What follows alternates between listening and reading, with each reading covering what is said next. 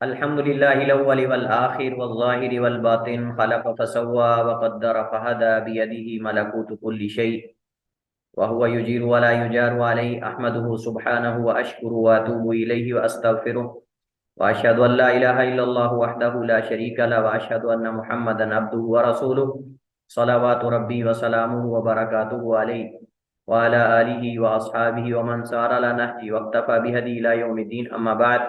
ہمارے جزاک پاس جو اللہ۔ تیسرا دور ہے یہ عہد صغار صحابہ اور تابعین کا دور ہے، یعنی یہ جو نبی علیہ الصلوۃ والسلام کی وفات کے بعد کافی عرصے تک صحابہ کرام جو زندہ رہے، حیات رہے، خلفائے راشدین کے علاوہ جو بعد میں صحابہ کرام تھے ان کو عہد صغار صحابہ جو ہے وہ کہا جاتا ہے، یعنی ان کے زمانے کو عہد صغار کہا جاتا ہے۔ اور اس کے بعد جو کبار تابعین تھے وہ ان کا زمانہ اور صغار صحابہ کا یہ تیسرا پیریڈ اور یہ تیسرا دور آپ کہہ سکتے ہیں اس کو۔ اس کی خصوصیت کیا ہے؟ سب سے پہلے تو ہمیں یہ جاننا ہوگا اس کی خصوصیت کیا ہے۔ خصوصیت اس کی یہ ہے کہ اس دور میں صحابہ کرام مدینہ سے نکل کر مختلف دنیا کے علاقوں میں پھیل گئے تھے، جیسا کہ مثلا مکہ میں، طائف میں، مصر میں، کوفہ میں، بصرہ میں، بغداد مثلا، عراق، اور اسی طرح شام میں۔ تو یہ مختلف جو اس وقت جہاں جہاں اسلام تھا وہاں وہاں صحابہ کرام پھیل گئے، اور ان کے پھیلنے سے پھر دین کی تعلیم اور زیادہ عام ہوئی، اس کا دائرہ کار جو ہے وہ زیادہ وسیع ہوا، نیٹ ورک آپ کہہ سکتے ہیں۔ اور پھر ان کے آگے جو شاگرد تھے یعنی تابعین کی تعداد بھی زیادہ ہوئی، جیسے صحابہ کرام دنیا کے مختلف علاقوں میں پھیلے اسی طرح ان کے شاگرد بھی زیادہ بڑھے، تابعین کی تعداد میں اضافہ ہوا۔ اور ان صحابہ کرام سے جنہوں نے نبی کائنات علیہ الصلوۃ والسلام سے نور علم کا حاصل کیا تھا، انہوں نے وہ نور جو ہے وہ امت کے اندر بانٹا، اور شاگردوں کے اندر اپنے جو تابعین تھے ان کے اندر اس علم کو عام کیا۔ تو اس دور کے اندر دین اسلام کی جو تعلیم ہے اس کی نشر و اشاعت بہت وسیع پیمانے پہ ہوئی، بنسبت اس سے پہلے جو دو دور ہیں نبی علیہ الصلوۃ والسلام کا اور کبار صحابہ کرام کا، ان دو ادوار سے ہٹ کر اس کی خصوصیت یہ ہے کہ اس دور کے اندر علم کی جو نشر و اشاعت ہے، جو ترویج ہے، وہ پہلے کی نسبت بہت زیادہ ہوئی، کیونکہ صحابہ کرام پھیل گئے تھے مختلف علاقوں میں، کوفہ میں چلے گئے، بصرہ میں چلے گئے، شام میں چلے گئے، مصر میں عبداللہ ابن عمر بن عاص مصر میں چلے گئے، حضرت عمر بن عاص بھی وہاں تھے چونکہ ان کے والد وہ گورنر تھے مصر کے۔ حضرت عبداللہ بن عباس جو ہیں وہ طائف میں چلے گئے، مکہ میں رہے، طائف میں چلے گئے۔ حضرت عبداللہ ابن مسعود رضی اللہ تعالیٰ عنہ کوفہ میں چلے گئے، اور انہوں نے ایک باقاعدہ وہاں مدرسے کی بنیاد رکھی۔ مدینہ میں سیدنا ابو ہریرہ رضی اللہ تعالیٰ عنہ، عبداللہ ابن عمر، حضرت زید بن ثابت رضی اللہ تعالیٰ عنہ جو کاتب وحی تھے، نبی علیہ الصلوۃ والسلام کے ساتھ قرآن لکھتے تھے اور بہت بڑے عالم تھے، وہ مدینہ میں تھے، اور کئی صحابہ کرام مدینہ میں تھے، اور کچھ صحابہ کرام جو ہے وہ شام میں چلے گئے، جیسے حضرت معاویہ بن ابی سفیان۔ اس کے علاوہ اور بھی کئی ایک صحابہ کرام جو ہے وہ شام میں چلے گئے، فلسطین میں چلے گئے، کچھ اس طرح کر کے مختلف علاقوں میں صحابہ کرام پھیل گئے۔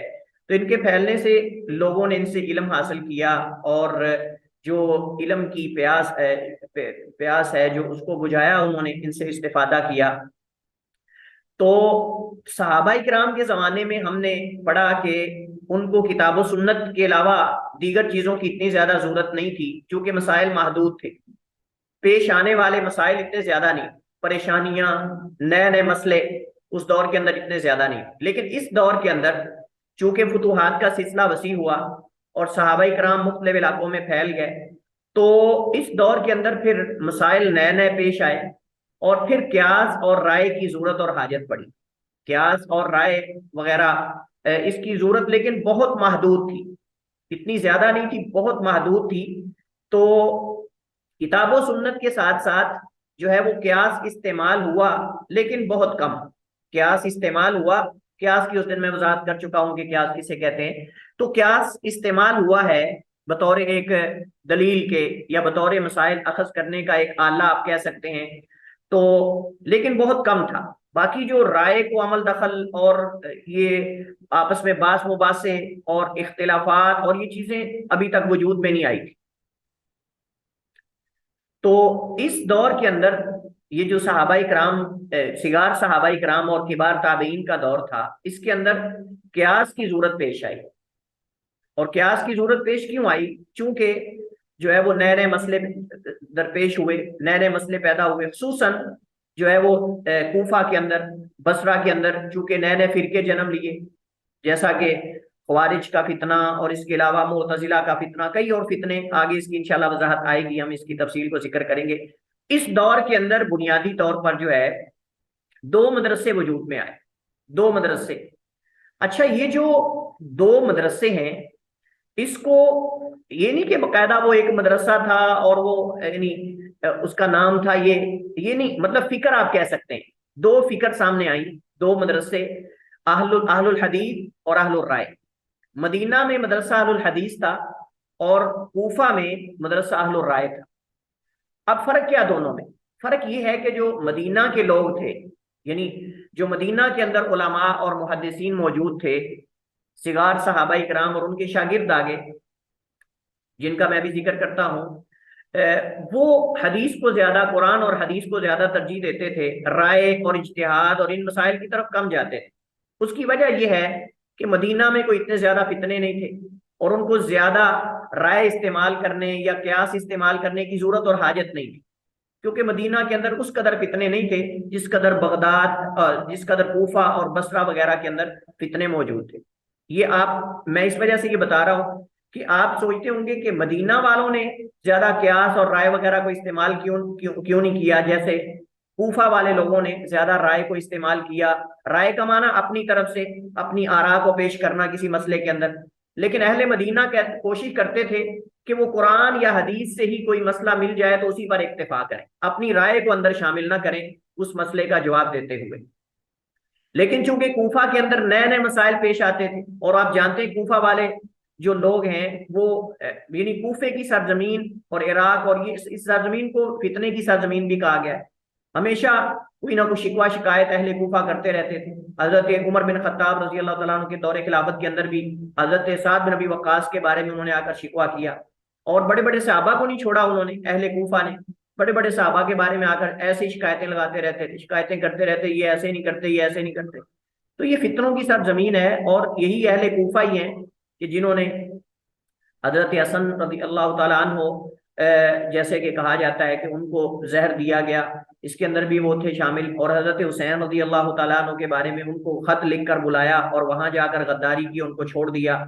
اور حضرت سعد بن ابی وقاص کا میں نے آپ کو واقعہ بتایا، حضرت علی کے ساتھ معاملہ جو ہوا، ابارنے والے، صحابہ کو آپس میں لڑانے والے، ان کو اختلافات کے اندر مبتلا کرنے والے، یہ سرزمین جو ہے وہ ہمیشہ سے ایسی ہی رہی ہے۔ اس وجہ سے وہ ہمارے ہاں کہتے ہیں نا کوفی لا یوفی، یہ مقولہ آپ نے سنا ہوگا۔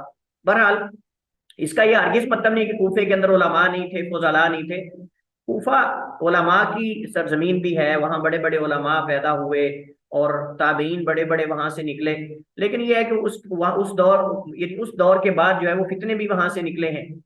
تو ہم بات کر رہے ہیں کہ اس دور کے اندر پھر یہ جو تیسرا دور ہے فقہ کا، اس کے اندر دو مدرسے جو ہے وہ وجود میں آئے، یعنی دو فکر جو ہے وہ ہمارے سامنے آئی۔ ایک فکر جن کو اہل الحدیث کہا جاتا ہے، اور دوسرے اہل الرائے۔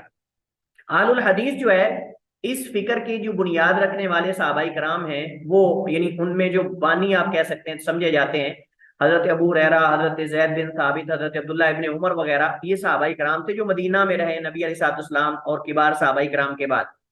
اہل الرائے سے مراد وہ لوگ ہیں جو کوفہ میں رہے، حضرت عبداللہ ابن مسعود رضی اللہ تعالی عنہ کے بعد ان کے جو شاگرد تھے، ابراہیم نخعی، اسی طرح اسود بن یزید النخعی، اور یہ جو نخعی خاندان ہے، اور یہ اس طرح کے جو لوگ ہیں یہ جو کوفہ میں رہے، ان سے آگے پھر امام ابو حنیفہ رحمہ اللہ تعالی، انہوں نے کسب فیض کیا، ان سے علم حاصل کیا، اور مکہ مدینہ میں جو ہے وہ امام مالک رحمہ اللہ تعالیٰ نے ان فقہا سے جو ہے وہ علم حاصل کیا۔ تو اہل الحدیث مدرسہ وہ لوگ تھے جو کتاب و سنت تک محدود رہتے تھے، وہ رائے کو زیادہ عمل دخل نہیں، مطلب ان کے ہاں عمل دخل تھا رائے کا مسائل کے حل کے اندر، لیکن اہل الرائے جو ہیں چونکہ وہاں نئے نئے مسائل درپیش تھے، اس وجہ سے ان کو بسا اوقات رائے بھی استعمال کرنی پڑتی تھی، رائے بھی دینا پڑتی تھی، یا قیاس بھی استعمال کرنا پڑتا تھا۔ تو یہ دونوں میں فرق ہے۔ یہ شروع میں پہلی لائن کے اندر اگر آپ دیکھیں تو تعریف موجود ہے، اہل الحدیث یعنی اس سے مراد وہ لوگ ہیں جو مسئلے میں فیصلہ کرتے ہوئے کسی مسئلے کے حل میں وہ نصوص شرعیہ یعنی قرآن اور سنت تک محدود رہتے، وہ اپنی رائے کو اس کے اندر شامل نہیں کرتے تھے۔ جبکہ اہل الرائے اس میں یعنی جو لوگ شامل ہیں ان کا حقیقی مصدر سرچشمہ تو کتاب و سنت ہی تھا جیسے اہل الحدیث کا ہے، لیکن جب انہیں کتاب و سنت میں کوئی واضح حکم نہ ملتا تو قیاس اور رائے کے ذریعے بھی فتویٰ دیتے تھے، لیکن اہل مدینہ کو چونکہ نئے نئے مسائل کا سامنا ہی نہیں ہوا، اس وجہ سے ان کو رائے اور ان چیزوں کے استعمال کی ضرورت نہیں پڑی، وگرنہ یہ نہیں ہے کہ اگر ان کو ضرورت پڑتی تو وہ استعمال نہ کرتے، استعمال کر لیتے، لیکن ان کو ضرورت اور وہ کوشش کرتے تھے کہ قرآن اور حدیث کے اندر سے یہ مسئلہ حل کر لیا جائے، رائے وغیرہ کو جو ہے وہ اس کے اندر شامل نہ کیا جائے۔ لیکن اہل رائے نے شرعی احکام کی جو علتیں ہوتی ہیں، ریزن میں نے اس دن بات کی تھی، اسباب اور اغراض و مقاصد وغیرہ، اور ان کی ان چیزوں کی طرف بھی باقاعدہ جو ہے وہ غور و فکر کیا۔ تو ایسے لوگ اکثر اہل عراق ہیں اور اہل حدیث زیادہ اہل حجاز ہیں، تو یہ گویا کہ علاقوں کے اعتبار سے اگر آپ فرق کرنا چاہیں تو اہل حجاز مدرسہ اہل الحدیث شمار ہوتا ہے، اور جو اہل الرائے ہیں وہ آپ سمجھ لیں کہ اہل عراق کو کہا جاتا ہے۔ اچھا، اس زمانے کے اندر بڑے بڑے مفتی آئے، مفتیان جو ہیں وہ صحابہ میں بھی اور تابعین میں بھی بڑے بڑے مفتیان گزرے ہیں، یہاں صاحب کتاب نے چند ایک کا ذکر کیا ہے۔ تو مدینہ میں جو صحابہ کرام اور تابعین میں بڑے بڑے مفتی تھے، ان میں یعنی ہم صغار صحابہ کی بات کر رہے ہیں، حضرت عائشہ رضی اللہ تعالیٰ عنہا یہ یعنی چونکہ نبی علیہ الصلوۃ والسلام کی وفات کے بعد کافی عرصے تک زندہ رہی، اور نبی علیہ الصلوۃ والسلام کی وفات کے وقت ان کی عمر کوئی اتنی زیادہ نہیں تھی، یعنی 19 یا 20 سال ان کی ایج اور عمر تھی جب حضرت رسول اللہ صلی اللہ علیہ وسلم کی وفات ہوئی، تو اس وجہ سے ان کو صغار صحابہ کرام، اس طرح عبداللہ بن عمر رضی اللہ تعالیٰ عنہ بھی صغار صحابہ کرام میں، چونکہ نبی علیہ الصلوۃ والسلام کی وفات کے وقت جو ہے وہ یہ بھی 20 کے قریب جو ہے 20 سال سے اوپر کچھ ہوں گے، یا اس کے قریب قریب یعنی 20-25 سال اتنی ان کی عمر تھی۔ حضرت ابو ہریرہ رضی اللہ تعالیٰ عنہ بھی کافی عرصے تک زندہ رہے نبی علیہ الصلوۃ والسلام کی وفات کے بعد، اور یہ صحابہ کرام میں ان تینوں کی مثال دی گئی ہے۔ تابعین میں یہ تقریباً 14 کے قریب نام لکھے ہوئے ہیں، لیکن ان میں جو مشہور ہوئے وہ 7 ہیں، اور ان کو کہتے ہیں فقہائے سبع، یہ اصطلاح ہے، اس کو ذہن میں رکھ لیں، فقہائے سبع یہ ایک اصطلاح ہے، اور اس سے مراد 7 تابعین ہیں، اس سے مراد 7 یعنی 7 تابعین ہیں جو ایک ہی وقت میں مدینہ میں فتویٰ دیا کرتے تھے، ایک ہی وقت میں مدینہ میں فتویٰ دیا کرتے تھے، اور ان کے فتوے کی ایک ویلیو تھی، ایک مقام تھا۔ حضرت عمر بن عبدالعزیز رحمہ اللہ تعالی، جو 5ویں خلیفہ تصور کیے جاتے ہیں، عمر بن عبدالعزیز رحمہ اللہ تعالی جب مدینہ کے گورنر تھے، اس وقت وہ ان 7 فقہا سے فتویٰ لیا کرتے تھے، اور امام مالک رحمہ اللہ تعالی ان 7 فقہا کی رائے کو اجماع امت سمجھتے تھے۔ امام مالک رحمہ اللہ تعالی فقہائے سبع کی جو فتویٰ ہوتا تھا، یا ان کا جو اجتہاد ہوتا تھا، یا ان کے قول کو جس پر وہ اتفاق کر لیتے، اس کو اجماع امت سمجھتے تھے۔ یہ ان کا ایک ذاتی اپنا ایک اجتہاد ہے، ایک ذاتی ان کی رائے ہے، وگرنہ ہم یہ نہیں کہتے کہ جس مسئلے پر فقہائے سبع کا اتفاق ہو جائے وہ اجماع امت ہے، ایسا نہیں ہے۔ یہ 7 جو تابعین ہیں جن کو فقہائے سبع کہتے ہیں، یہ کون ہیں؟ ان میں سب سے پہلے حضرت سعید بن مسیب، جن کو یہاں لکھا ہوا ہے پہلے نمبر پر، آپ دیکھیں فرسٹ نمبر پہ سب سے پہلے جو ہے وہ سعید بن مسیب مخزومی، یہ ان کو سید التابعین کا لقب دیا جاتا ہے، سید التابعین، تابعین کے سردار، چونکہ علم و فضل میں بہت بڑے جلیل القدر تھے، اور ان کے والد جو مسیب ہیں وہ بھی صحابی ہیں۔ ان میں اکثر جو میں ذکر کروں گا 7 فقہائے سبع، ان میں اکثر کے جو والدین ہیں یعنی جو والد ہیں وہ بھی صحابی ہیں، بڑے صحابہ میں سے ہیں۔ تو سعید بن مسیب یہ پہلے فقہائے سبع میں سے ہیں جو مدینہ میں ایک ہی وقت میں 7 تابعین فتویٰ دیا کرتے تھے، ایک ہی وقت میں۔ یہ ان میں فرق ہے، کیونکہ کوئی بندہ سوال کر سکتا ہے جی اور بھی تو کئی تابعین تھے، آپ ان 7 کو کیوں کہہ رہے ہیں؟ یہ ایک وقت میں ان کی عمریں بھی قریب قریب تھیں اور ایک ہی وقت میں فتویٰ دیا کرتے تھے۔ تو سعید بن مسیب پہلے ہیں، دوسرے عروہ بن زبیر جو یہاں سامنے بالکل موجود ہیں، عروہ بن زبیر حضرت زبیر بن عوام عشرہ مبشرہ میں سے ہیں، ان کے بیٹے حضرت زبیر بن عوام رضی اللہ تعالیٰ عنہ جو عشرہ مبشرہ میں سے ایک ہیں، ان کے بیٹے ہیں عروہ، 2 ہو گئے۔ تیسرے ہیں حضرت زید بن ثابت کے بیٹے، حضرت زید بن ثابت کے بیٹے خارجہ بن زید بن ثابت، 3 ہو گئے۔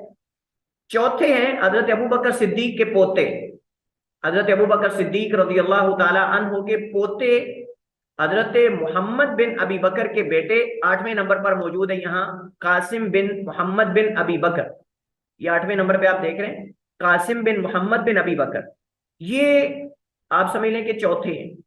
تو سعید بن مسیب 1، عروہ بن زبیر 2، خارجہ بن زید بن ثابت 3، اور قاسم بن محمد بن ابی بکر 4 ہو گئے۔ 5ویں ہیں عبید اللہ ابن عبداللہ ابن عتبہ ابن مسعود، یہ 5ویں نمبر پر موجود ہے۔ چھٹے ہیں جو ان فقہائے سبع میں شمار ہوتے ہیں، وہ ہیں سلیمان بن یسار، سلیمان بن یسار، سلیمان بن یسار یہ بھی تابعی ہیں، اور ان کا 7ویں نمبر پہ آپ دیکھ رہے ہیں نام عبید اللہ کے بعد۔ تو یہ چھٹے ہو گئے۔ 7ویں میں اختلاف ہے کہ 7واں کون ہے، اس کے بارے میں 3 قول ہیں۔ 7ویں جو فقہائے سبع میں 7 میں سے 7ویں ہیں وہ کون ہے، اس میں 3 قول ہیں۔ بعض کہتے ہیں ابو بکر بن عبد الرحمن ہے، ابو بکر بن عبد الرحمن ابن الحارث، یہ جو 30 نمبر پر ہیں۔ بعض کہتے ہیں کہ اس سے مراد جو ہے وہ سالم بن عمر بن خطاب، عبداللہ بن عمر بن خطاب ہے، یہ 6 نمبر پر، سالم بن عبداللہ بن عمر بن خطاب، حضرت عمر بن خطاب کے پوتے ہیں سالم، یہ اپنے باپ عبداللہ سے احادیث بیان کرتے ہیں۔ تو بعض کہتے ہیں کہ سالم ہے، بعض کہتے ہیں کہ اس سے مراد جو ہے وہ اس سے مراد جو ہے وہ ابو بکر بن عبد الرحمن بن حارث المخزومی ہے، اور تیسرا قول یہ کہ اس سے مراد جو ہے وہ ابو سلمہ بن عبد الرحمن، ابو سلمہ بن عبد الرحمن حضرت عبد الرحمن بن عوف کے بیٹے، عبد الرحمن بن عوف جو اشرف بشرہ میں سے ہیں، صحابی رسول ہیں، ان کے بیٹے ابو سلمہ بن عبد الرحمن بن عوف۔ تو اس طرح کر کے یہ ٹوٹل 7 بنتے ہیں جن کو فقہائے سبع کہتے ہیں۔ ترتیب کے ساتھ میں دوبارہ، چونکہ یہاں موجود ہیں ان میں اکثر، میں دوبارہ ترتیب کے ساتھ ریپیٹ کر دیتا ہوں۔ سعید بن مسیب، عروہ بن زبیر، قاسم بن محمد بن ابی بکر، عبید اللہ ابن عتبہ ابن مسعود، اور یہ سارے صوفے ٹھیک ہونے چاہیے، اور یہاں تیرا کوئی گندم مجھے نظر نہ آئے۔ اس کے بعد جو ہے وہ خارجہ بن زید بن ثابت، سلیمان بن یسار چھٹے ہیں، اور باقی 3 میں اختلاف ہم نے کہا۔ ان میں 7واں کون ہے، بعض کہتے ہیں ابو بکر بن عبد الرحمن مخزومی ہے، بعض کہتے ہیں سالم بن عبداللہ بن عمر ہیں، اور بعض کہتے ہیں کہ ابو سلمہ بن عبد الرحمن بن عوف ہیں۔ تو اس طرح کر کے یہ 7 فقہائے سبع اس کو کہتے ہیں جو مدینہ میں فتویٰ دیا کرتے تھے۔ مکہ میں کون مفتی تھے، مکہ میں حضرت عبداللہ بن عباس رضی اللہ تعالیٰ عنہما کے وہ تھے، اور ان کے شاگرد، ان کے شاگردوں میں امام مجاہد ہیں، مجاہد بن جبر، جو کہ تفسیر میں آپ کو اکثر ان کا نام نظر آئے گا، کتب تفسیر میں آپ کو اکثر مجاہد بن جبر کا نام نظر آئے گا، قال مجاہد اکثر آپ سنتے ہوں گے، تفسیر کی کتابوں میں آپ پڑھتے ہوں گے۔ تو یہ امام مجاہد جو ہیں یہ تفسیر کے بہت بڑے امام، حضرت عبداللہ بن عباس کے خاص شاگردوں میں سے، رضی اللہ تعالیٰ عنہ کے خاص شاگردوں میں مجاہد بن جبر ہیں، عطا بن ابی رباح ہیں، اکرمہ مولا ابن عباس ہیں۔ اچھا، یہ جو مولا ابن عباس ہوتا ہے اس سے کیا مراد ہے؟ ہاں میں بتاؤں سر، آزاد کردہ غلام ہوتے ہیں ان کے۔ ہاں، تو جب مولا آئے گا نا تو مولا سے مراد یعنی عبداللہ بن عباس کے آزاد کردہ غلام، احسن تھی، عبداللہ بن عباس رضی اللہ تعالیٰ عنہ کے غلام۔ اکرمہ مولا ابن عباس یعنی عبداللہ بن عباس کے آزاد کردہ غلام اکرمہ، اور یہ ان کے شاگرد ہیں۔ سبحان اللہ، لوگ تانا دیتے ہیں، کہتے ہیں جی اسلام کے اندر جو ہے وہ یہ غلام اور لونڈیاں، یہ نظام جو ہے ظالمانہ نظام ہے، غلاموں اور لونڈیوں کا نظام۔ لیکن آپ دیکھیں کہ ان لوگوں پر احسان کیسا ہوا کہ یہ غلام اور غلام بن کر آئے، لیکن اللہ نے ان کو محدث بنا دیا، امام بنا دیا، اور قیامت تک ان کا ذکر کتابوں میں چلتا رہے گا۔ احسان ہوا یا ظلم ہوا ان پر؟ کتنے تابعین کی مثالیں ہم ایسی دے سکتے ہیں جن کو صحابہ نے آزاد کر کے ان کو مفتی اور محدث بنا دیا، مفتی اور محدث بنا دیا، اللہ تعالیٰ نے ان کو اللہ کے فضل و کرم سے۔ اکرمہ ہیں، اس طرح سلیمان بن یسار حضرت میمونہ بنت الحارث الہلالیہ کے جو ہے وہ آزاد کردہ غلام ہیں۔ اس کے علاوہ جو ہے وہ نافع ہیں، عبداللہ بن عمر کے آزاد کردہ غلام ہیں، نافع مولا ابن عمر، یہ بھی ان کا ذکر 9 نمبر پہ آپ دیکھ رہے ہیں، نافع مولا ابن عمر ان کے غلام تھے، انہوں نے آزاد کر کے اپنا شاگرد بنا دیا اور محدث بن گئے اپنے وقت کے۔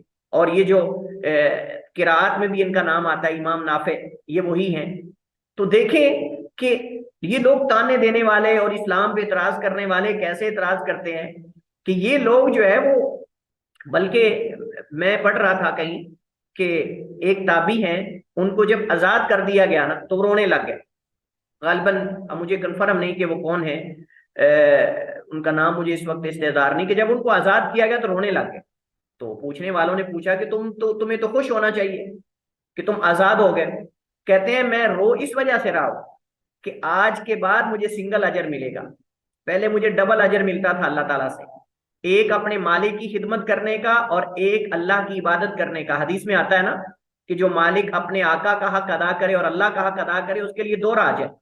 تو پہلے مجھے دوہرا اجر ملتا تھا، مجھے سنگل اجر ملے گا، اس وجہ سے مجھے رونا آ رہا.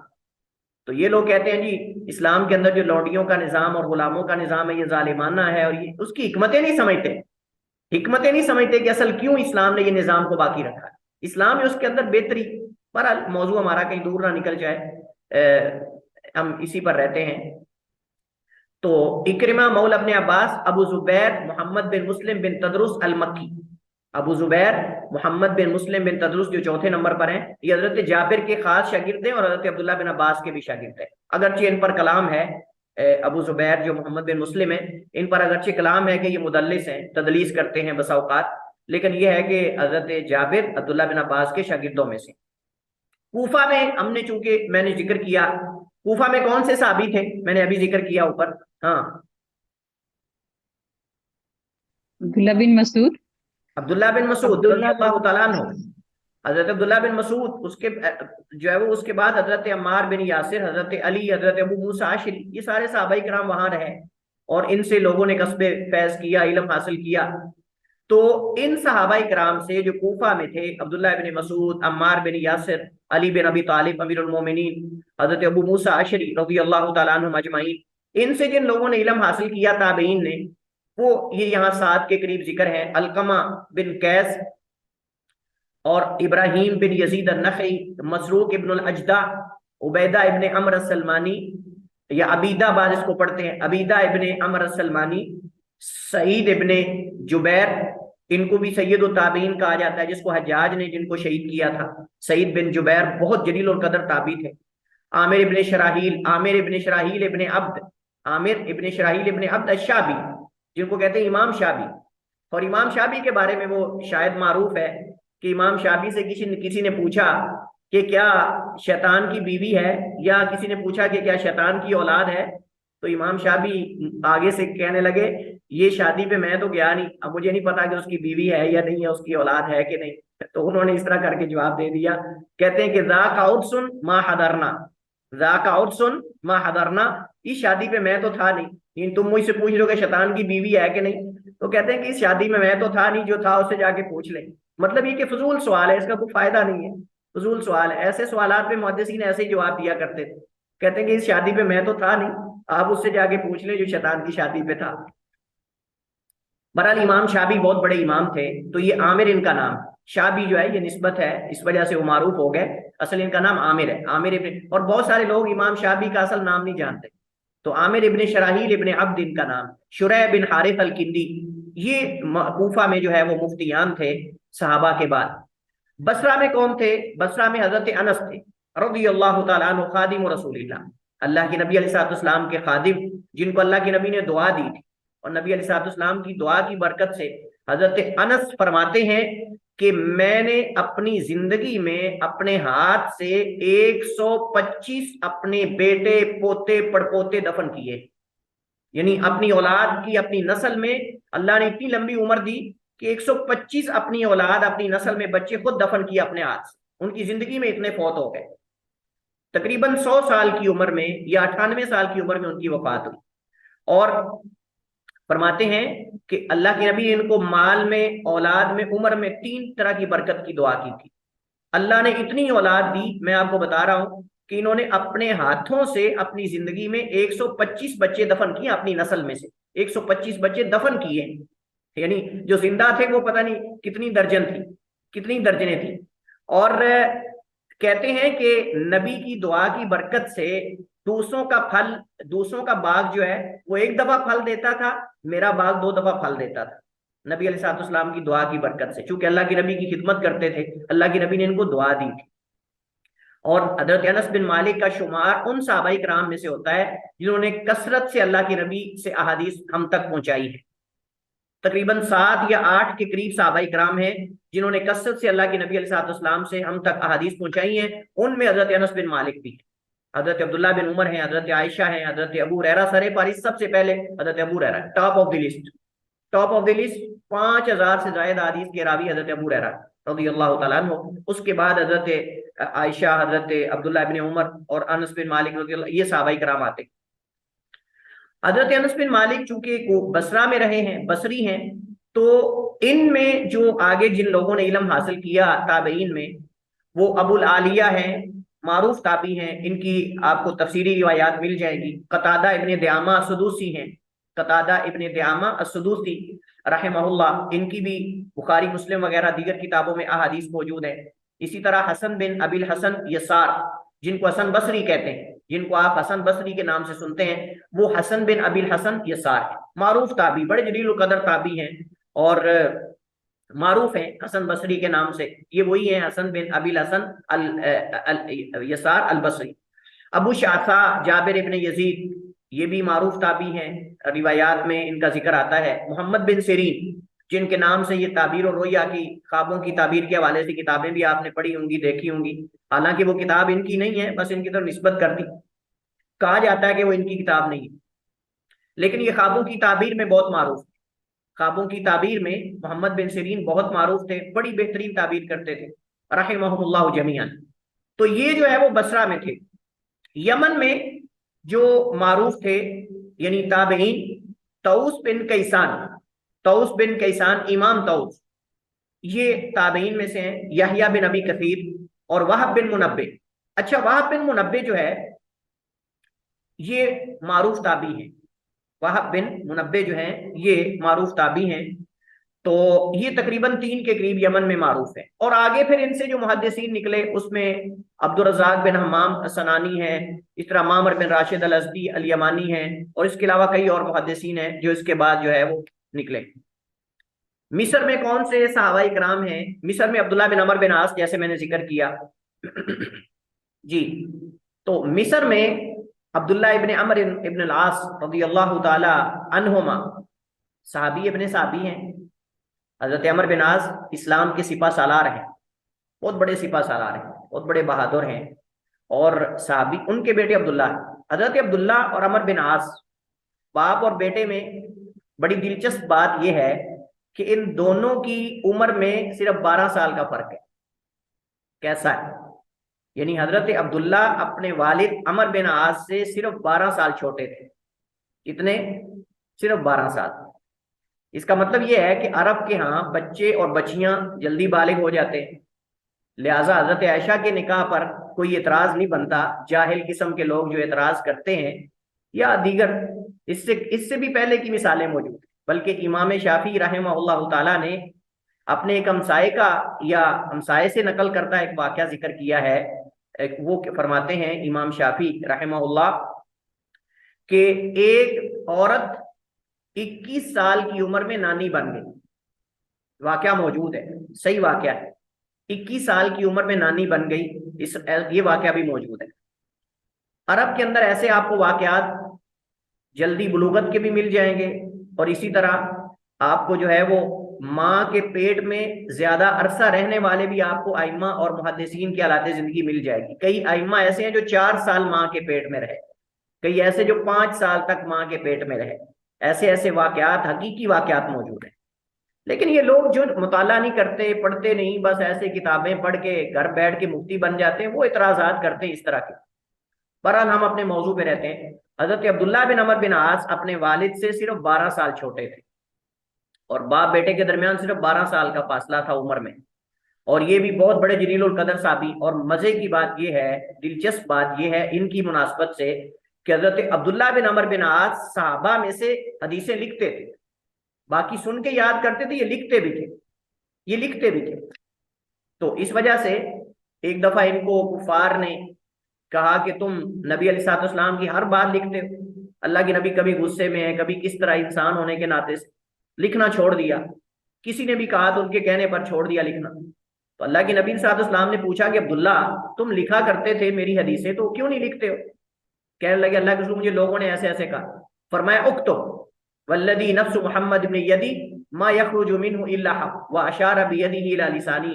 اللہ کے نبی نے اپنی انگلی سے اپنے ہاتھ سے اپنے منہ کی طرف اشارہ کر کے فرمایا اے عبداللہ لکھا کرو، اس ذات کی قسم جس کے ہاتھ میں میری جان ہے، اس زبان سے حق کے علاوہ کچھ نہیں نکلتا. عبداللہ ابن عمر بن عاص نبی علیہ السلام کی حدیث کو لکھا کرتے تھے اور بہت بڑے عابد تھے، بہت بڑے عابد تھے، عبادت گزار تھے. تو ایک تو مصر میں چلے گئے، کیونکہ اعتراض کرنے والے اعتراض کر سکتے ہیں کہ جی اتنی حدیثیں کہاں گئیں جو ان کے پاس تھی، کتابوں کے اندر تو ان سے جو حدیث بہت کم مروی ہیں تو وہ کہاں گئی؟ بھائی اس کی کئی وجوہات ہیں. ایک تو مصر میں چلے گئے تھے، اور مصر آپ کو پتہ ہے بالکل ایک الگ تھلگ علاقہ ہے.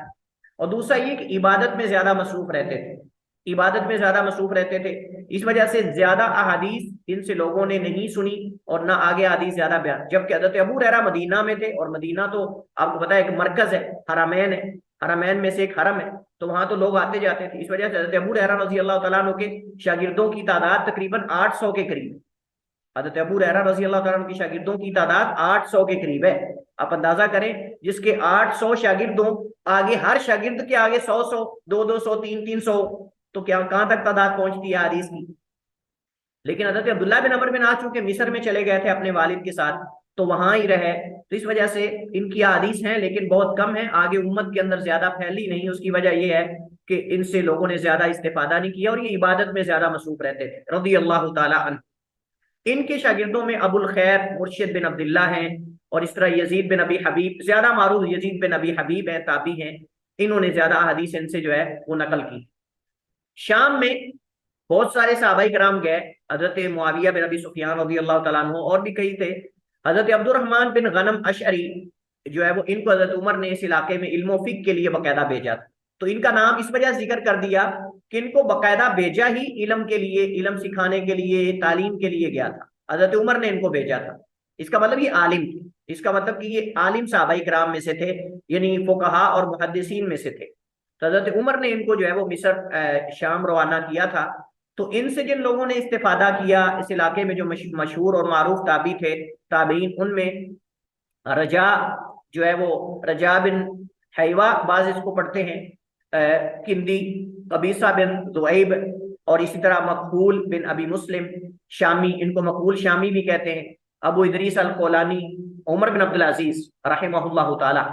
عمر جو خلیفہ ابھی جن کا میں نے ذکر کیا، خلیفہ عمر بن عبدالعزیز جو 5ویں خلیفہ سمجھے جاتے ہیں، عمر بن عبدالعزیز بن عمر عبدالعزیز بن حکم، یہ مروان کے بیٹے عبدالعزیز جو کہ عبد الملک بن مروان کے بھائی کے بیٹے. عبدالعزیز اور عبد الملک دونوں بھائی جو خلیفہ تھے، اب بنو امیہ کے خلفاء میں پہلے خلیفہ وہ عبد الملک، مروان کے بعد عبد الملک ہے. عبد الملک باقاعدہ پہلے خلیفہ سمجھے جاتے ہیں، تو یہ ان کے بھائی تھے عبدالعزیز. تو عبدالعزیز بن عبد الملک، تو یہ عمر ان کے بیٹے جو خلیفہ خامس سمجھے جاتے ہیں مسلمانوں کے. یہی وہ دور ہے جس میں وہ دو متعصب اور غالی قسم کے فرقوں کا ظہور ہوا. اسی دور میں دو گروہ سامنے آئے، ایک شیعہ اور دوسرے خوارج. شیعہ جو ہے آغاز میں ان کے کچھ مراحل ہیں، یعنی آپ سمجھیں کہ سٹیپ بائی سٹیپ یہ اوپر ابھرے ہیں. آغاز میں صرف یہ اہل بیت کی محبت، حضرت علی کی محبت اور ان سے ولا اور ان سے دوستی کا نعرہ لے کر نکلے تھے. آغاز میں، شروع میں، یہ پہلا مرحلہ. پہلے مرحلے میں حضرت علی رضی اللہ تعالیٰ عنہ کی افضلیت کے قائل تھے. بس پہلے اتنا غلو نہیں تھا لیکن نہیں تھا. اہل بیت میں حضرت علی رضی اللہ تعالیٰ عنہ کو تمام صحابہ کرام سے افضل سمجھتے تھے. یہ آغاز ہے. لیکن اس کے بعد اگلے مرحلے کے اندر کیا ہوا؟ اگلے مرحلے کے اندر انہوں نے حضرت علی کے بارے میں الوہیت کا دعویٰ کر دیا، اور اس کا جو سر فہرست اس میں جو بندہ تھا آگے وہ عبداللہ ابن سبا یہودی تھا. عبداللہ ابن سبا یہودی جو ہے اس نے یہ نعرہ لگایا، لوگوں کو تیار کیا باقاعدہ کہ یہ آل بیت کا حق تھا خلافت کا، ان سے خلافت کا حق چھین لیا گیا والعیاذ باللہ، اور ابو بکر اصل خلیفہ نہیں ہونے چاہیے تھے، علی کو ہونا چاہیے تھا، اور من گڑت واقعات اور قصے کہانیاں لگا کر لوگوں کو کھڑا کر دیا. تو اس وقت سب سے پہلا جو گروہ سامنے آیا وہ شیعہ کا تھا. اور آغاز میں جو شیعہ ان کا موقف تھا وہ صرف آل بیت کے اندر، مطلب یہ ہے کہ حضرت علی کو دیگر صحابہ سے افضل سمجھتے تھے اور ان کو خلافت کا حقدار سمجھتے تھے. لیکن اس کے بعد حضرت علی کی شان میں لوگوں نے غلو کرنا شروع کر دیا، حتیٰ کہ ان کے بارے میں الوہیت کا دعویٰ کر دیا۔ تو اس وقت پھر حضرت علی رضی اللہ تعالیٰ عنہ نے اس کو جلا وطن کر دیا تھا عبداللہ ابن سبا یہودی کو، جو اس فرقے کا بانی ہے، جس نے اس کی بنیاد رکھی اس گروہ کی، شیعہ کے گروہ کی۔ تو اس کو جو حضرت علی رضی اللہ تعالیٰ عنہ نے جو ہے وہ مدائن یا بحرین یا اس طرف کہیں ان کو جلا وطن کر دیا۔ تو اور اس کے جو ماننے والے تھے ان کو جلا دیا تھا حضرت علی نے، زندہ جلا دیا تھا حضرت علی رضی اللہ تعالیٰ عنہ نے۔ اور دوسرا گروہ تھا خوارج۔ یہ خوارج کا گروہ جو ہے جنگ صفین کے بعد، جو حضرت معاویہ حضرت علی کے درمیان ایک اجتہادی غلطی کی بنیاد پر ہوئی، اور اس میں دونوں طرف سے صحابہ کرام تابعین شہید ہوئے۔ اور واقعہ معروف ہے، یہ صحابہ کرام کے درمیان جو اختلافات ہیں اس کو کہتے ہیں اہل سنہ کا مذہب اور اہل سنہ کا موقف ہے کہ نظر انداز کیا جاتا ہے، ان کو ممبروں پہ محرابوں پہ نہیں چھیڑا جاتا، کیونکہ دونوں طرف سے مجتہد تھے، اور مجتہد غلطی کرے تب بھی اجر ہے، اور اگر وہ ثواب کو پہنچ جائے تب بھی اجر ہے۔ ان کا معاملہ اللہ تعالیٰ کے سپرد ہے، تلک امۃ قد خلت لہا ما کسبت۔ ہم صحابہ کی محبت دل میں رکھتے ہیں، ان کی محبت کو ایمان کا حصہ سمجھتے ہیں، اور ان کے بغض کو ہم ایمان کے منافی سمجھتے ہیں، لہٰذا تمام صحابہ سے ہم محبت کرتے ہیں، اور ہم ایک ہی محبت کی وجہ سے دوسرے سے نفرت نہیں کرتے، اور جو ہے وہ برابر ان سے محبت کرتے ہیں۔ مسئلہ اہل سنہ کا اس کے بارے میں موقف جو ہے وہ واضح ہے، ہمارا یہ موضوع نہیں تو اس مسئلے پر ہم مزید گفتگو کرتے، لیکن ہمارا یہ موضوع نہیں۔ برحال اس کے بعد دوسرا فرقہ یہ خوارج تھے، اور یہ وہ لوگ تھے کہ جب حضرت علی اور حضرت معاویہ رضی اللہ تعالیٰ عنہ کے درمیان اتفاق ہو گیا اس بات پر کہ دو منصف اور دو ثالثی منتخب کر لیے جائیں، دونوں طرف سے جو فیصلہ کر دیں وہ ہمیں منظور ہے، تو ایک طرف سے حضرت عمر بن عاص رضی اللہ تعالیٰ عنہ ان کو منتخب کیا گیا حضرت معاویہ کی طرف سے، اور حضرت علی کی طرف سے حضرت ابو موسیٰ عشری رضی اللہ تعالیٰ عنہ کو منتخب کیا گیا، لیکن وہ کسی فیصلے پر نہیں پہنچ پائے۔ یہ تاریخی روایات صحیح ہیں، یہاں تک جو ہے تاریخی روایات صحیح ہیں کہ وہ کسی فیصلے تک نہیں پہنچ پائے۔ اس کے بعد حضرت علی حضرت معاویہ کی صلح ہو گئی، معاملات اسی طرح چلتے رہے، وہ حجاز میں تھے، یعنی وہ شام میں تھے، اور وہ کوفہ بصرہ اور حجاز میں تھے حضرت علی رضی اللہ تعالیٰ عنہ، معاملہ چلتا رہا برا۔ لیکن جو تاریخی روایات میں اضافے کیے گئے ہیں اس میں نعوذ باللہ کہا گیا ہے کہ عمر بن عاص جو ہیں وہ بہت بڑے تیز ترار تھے، اور انہوں نے حضرت ابو موسیٰ سے یہ کہا کہ تم اپنے خلیفہ کو معزول کرو، میں اپنے کو معزول کرتا ہوں، لیکن جب حضرت ابو موسیٰ نے کھڑے ہو کر جو ہے وہ اپنے خلیفہ کو معزول حضرت علی کو کر دیا، تو حضرت عمر بن عاص نے کہا میں تو نہیں کرتا۔ یعنی صحابہ کے بارے میں اس طرح کی باتیں باقاعدہ تاریخی کتابوں میں ذکر کی جاتی ہیں، اور شرم و حیا والی بات ہی نہیں بالکل، اور ہمارے لوگ اس کو جو ہے وہ اسی طرح آگے نقل کرتے ہیں، اور بڑے جو ہے وہ مسکے لگا کے ان کو بیان کرتے ہیں، اور ان کو بالکل یعنی یہ نہیں پتا کہ ہم کس کی بات کر رہے ہیں، نبی کے صحابی کی، نبی کے ساتھی کی بات کر رہے ہیں۔ تاریخی روایات کے اندر تو بڑا کچھ پڑا ہوا ہے، لیکن جو صحابہ کے اللہ نے قرآن میں فضائل بیان کیے، نبی السلام نے بخاری مسلم کی حدیث میں بیان کیے، ہم ان سب کو نظر انداز کر دیں، اور ہم من گڑت قسم کی قصے کہانیاں لا کے ہم صحابہ سے ان کے بارے میں دل میں نفرت رکھیں، حسد اور بغض رکھیں۔ بہرحال تو یہ دوسرا گروہ تھا خوارج۔ انہوں نے کہا کہ آپ نے دو بندے ثالثی بنائے ہیں، یعنی حکم ان کو کہتے ہیں، مسئلہ تحکیم، آپ نے ان سے فیصلہ کروانا ہے تو فیصلہ تو اللہ کرتا ہے، آپ نے بندوں سے فیصلہ ان الحکم الا للہ کا نعرہ لے کر یہ نکلے، اور حضرت معاویہ کے لشکر سے، حضرت علی کے لشکر سے علیحدہ ہو گئے، مسلمانوں کے لشکروں سے علیحدہ ہو گئے، انہوں نے اپنی ایک جماعت بنا لی۔ تو اس وجہ سے ان کو خوارج کہتے ہیں، اس وجہ سے ان کو چونکہ حضرت علی کے خلاف نکلے، انہوں نے سب صحابہ کو کافر کہہ دیا، حضرت علی کو بھی، حضرت معاویہ کو بھی، سب کو انہوں نے کہا یہ کافر ہیں، لہٰذا فیصلہ صرف اللہ کا ہوگا۔ حضرت عبداللہ بن عباس رضی اللہ تعالیٰ عنہما نے ان سے مناظرہ کیا، حضرت علی نے ان سے مناظرہ کیا، کئی لوگ واپس آ گئے حق کی طرف، لیکن پھر بھی کئی لوگ جو ہیں وہ اپنے اس باطل نظریے پر ڈٹے رہے، تو حضرت علی نے ان کے خلاف پھر جہاد کیا، حضرت علی نے ان خوارج کے خلاف ایک جنگ کی جس کو جنگ نہروان کہتے ہیں۔ یہ نہروان ایک مقام تھا، وہاں سارے اکٹھے ہو گئے تھے خوارج، حضرت علی نے ان کے خلاف پھر جہاد کیا، اور جہاد کے اندر یہ سارے مارے گئے، یہ سارے خوارج مارے گئے تھے، سوائے چند ایک کہ ان میں سے وہ بھی تھے جنہوں نے حضرت علی پر حملہ کیا، حضرت معاویہ پر حملہ کیا، حضرت عمر بن عاص پر حملہ کیا۔ حضرت عمر بن عاص بچ گئے، حضرت معاویہ بھی بچ گئے، لیکن حضرت علی شہید کر دیے گئے تو عبد الرحمن ابن ملجم کے ہاتھوں۔ تو یہ ان کی خلاصہ ہے۔ اور خوارج جو ہیں یہ آپ کو پتہ ہے کبیرہ گناہ کرنے والے کو کافر مانتے ہیں، کہ جو شخص بھی کبیرہ گناہ کرتا ہے وہ دنیا میں کافر ہے اور آخرت میں ہمیشہ ہمیشہ جہنمی ہے۔ دوسروں پہ کفر کے فتوے لگانا، چھوٹی چھوٹی باتوں پر، چھوٹے چھوٹے گناہوں پر جو ہے وہ دوسروں پہ کفر کے فتوے لگانا، ان کو اسلام سے خارج کر دینا، یہ اس مناسبت سے اللہ کے نبی علیہ الصلوۃ والسلام نے احادیث میں باقاعدہ ان کی صفات ذکر کی ہیں کہ دین سے ایسے نکل جائیں گے جیسے تیر اپنے ہدف اور نشانے سے نکل جاتا ہے.